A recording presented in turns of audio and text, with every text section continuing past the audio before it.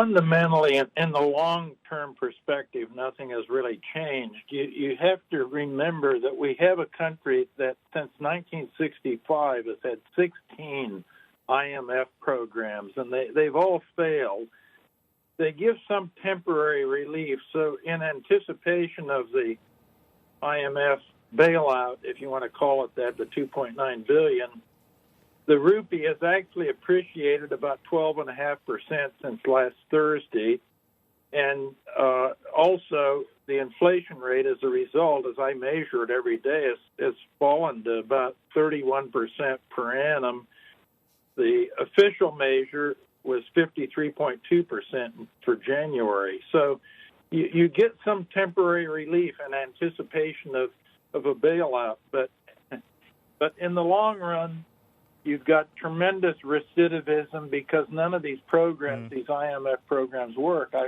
I've recently just completed a study of the IMF programs, and the countries that don't come to an agreement end up in better shape than those that have an agreement.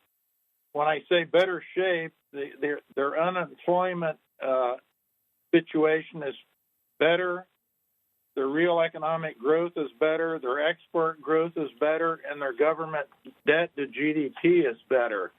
The only thing that appears to be a little better in this study with the IMF programs is inflation is controlled a little bit more rapidly than it would have otherwise been the case.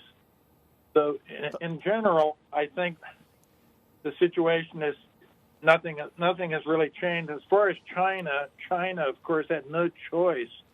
What was China to do? Try to squeeze a dry lemon? I mean, everybody knew they were going to come to some agreement of some kind. Yes. We don't know the details yet, but Steve, I think the solution is to go back to what they had in Ceylon from 1884 to 1950, and that's a currency board system that once and for all would fix the exchange rate to an anchor currency like the U.S. dollar. It would trade at a fixed exchange rate for the U.S. dollar.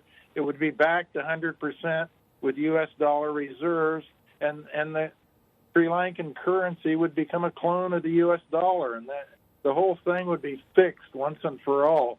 Hi, I'm Emily Tan, and thanks for watching CNBC. You can check out more of our videos by clicking on the boxes on the screen, and don't forget to subscribe to the channel for more. Thanks for watching.